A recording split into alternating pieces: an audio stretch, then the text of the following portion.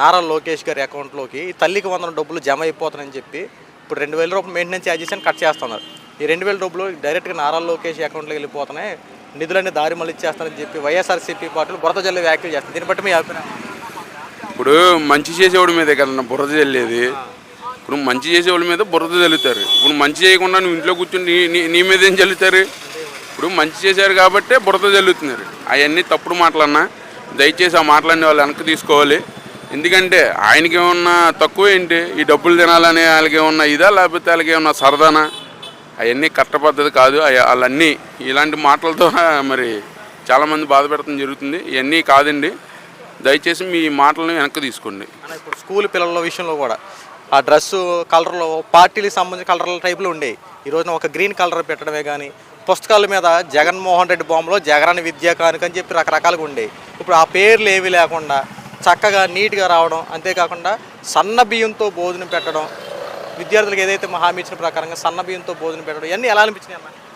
చాలా బాగుందన్న. మరి గత గవర్నమెంట్లో ఈ జగనన్న అన్న వ్యక్తిని మరి ఆ పుస్తకాల మీద కానీ బ్యాగుల మీద కానీ ఆ డ్రెస్సులు కూడా మరి చేస్తాం, అది తప్పు. అది గవర్నమెంట్ డబ్బుని మరి వాళ్ళు వృధా చేసినట్టే, ప్రజల అది డబ్బులు కాబట్టి వాళ్ళు వృధా చేసినట్టేనన్న. ఇప్పుడు నారా లోకేష్ గారు వచ్చారు, దాన్ని మరి ఆయన కరెక్ట్ పద్ధతిలో తీసుకెళ్తున్నారు. ఎవరు ఫోటోలు లేకుండా, ఎవరి ఇది లేకుండా చక్కగా గవర్నమెంట్ దాని మీద గవర్నమెంట్ ఏదైతే సింబల్ ఉందో అది పెట్టి తీసుకెళ్తుంది. అది బాగుంది, అది పద్ధతి. ఎవరి ఫోటోలు లేకుండా ఇప్పుడు చాలా బాగుంది. అంతేగాని అందరు ఫోటోలు వేసుకొని వాళ్ళని చూసి నేర్చుకోవాలా ఏంటి? అది కాదు కదా. మరి అది చాలా కరెక్ట్ అయిన పద్ధతి అన్న. ఈ ముఖ్యంగా ఏంటంటే గవర్నమెంట్ డబ్బులు వృధా దానివల్ల. ఏర్పాటు చేయడం చాలా బాగుంటుంది అన్న. సన్న బియ్యం ఇదివరకు రేషన్ బియ్యం పెట్టేవాళ్ళు హాస్టల్లో, పిల్లలు ఇప్పుడు చాలా సంతోషపడుతున్నారు. ఎందుకంటే సన్న బియ్యం తినడం వల్ల చాలా సంతోషపడుతున్నారు అన్న. చాలా బాగుంది.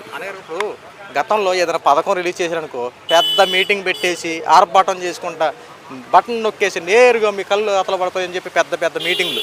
అసలు నిన్న ఏ ఆడంబరం ఏమీ లేకుండా సింపుల్గా ఈ అకౌంట్లో డబ్బు జమ చేశారు. ఎలా అనిపించింది అన్న? ఇప్పుడు పనిచేసే వాళ్ళకి ఆర్భాటాలు పబ్లిసిటీ అవసరంలా. పనిచేసే వాళ్ళకి, పని చేయని వాళ్ళకి పబ్లిసిటీ ఆర్భాటాలు ఇవన్నీ కావాలి. ఇప్పుడు అక్కడ తెలిసిపోతుంది కదా. ఇప్పుడు పని చేయని వాళ్ళు ఏమో మొత్తం ఆర్భాటాలు పెద్ద పెద్ద అడవుడి పెట్టుకుని చేసుకున్నారు. వీళ్ళు పనిచేసేవాళ్ళు కాబట్టి వీళ్ళకి ఏమో అవసరం. ఆల్రెడీ పబ్లిసిటీ, వీళ్ళే పబ్లిసిటీ. ఇంకా వీళ్ళకి ఇంకేం కావాలి పబ్లిసిటీ? అన్నమాట ప్రకారం ఆయన నిలబెట్టుకుని మొన్నటిదాకా ఏమన్నారు, అమ్మకోడి అన్నాడు, ఏది తల్లికి వందనం అన్నారు, లేదన్న. ఇప్పుడు కరెక్ట్గా వేసారు కదా. ఇప్పుడు నువ్వు ఆయన గవర్నమెంట్లో గత గవర్నమెంట్లో ఒకళ్ళకే పడింది, ఇప్పుడు అలా కాదుగా. ఎంతమంది పిల్లలు ఉంటే అంతమందికి పడింది అన్న. ఏలూరు ఎమ్మెల్యే చంటి గారి పరిపాలన ఎలా ఉంది? ఎమ్మెల్యే గారి పరిపాలన చాలా బాగుంటుందన్న. ఎందుకంటే పొద్దున్నే 6 గంటలకల్లా ఇంటి దగ్గర కిందకు వచ్చి ప్రజల వద్ద పాలన అన్నట్టు ఆయన మరి ఆఫీసులో కూర్చుండడం కిందే 6 గంటలకే జనాలు ఆయన కలుస్తాం. చాలా సంతోషం అన్న. గత ఎమ్మెల్యేలు కూడా గత గవర్నమెంట్లో ఎమ్మెల్యే గారు ఎవరైతే ఉన్నారో ఆయన చూడాలంటే 2-3 రోజులు పట్టేది. ఇప్పుడు అలా కాదు. ఇప్పుడు డైరెక్ట్గా చంటి గారు ఎవరైతే ఎమ్మెల్యే గారు, ఏలూరు ఎమ్మెల్యే గారు ఉన్నారో, డైరెక్ట్ పొద్దున్న 6 గంటలకే ఆయన కూర్చుండడం జరుగుతుంది. ఆయన ఛాంబర్లో ఎవరైనా సామాన్యుడు, ప్రతి పేదవాడు ఎవరైనా సరే డైరెక్ట్గా వెళ్ళి మాట్లాడుకునే పరిస్థితులు మరి ఈ రోజున ఏలూరులో కనబడుతున్నాయి. మరి అలాంటి నాయకుడే కదన్నా మరి కావాల్సిన జనాలకి. మరి ఆ నాయకుడు మరి ఆయన చాలా పరిపాలన బాగుందన్న. ప్రతి ఒక్కరిని కూడా ఎవరికి చేయాల్సిన వాళ్ళు చేస్తున్నారన్న. థ్యాంక్ యూ అన్న.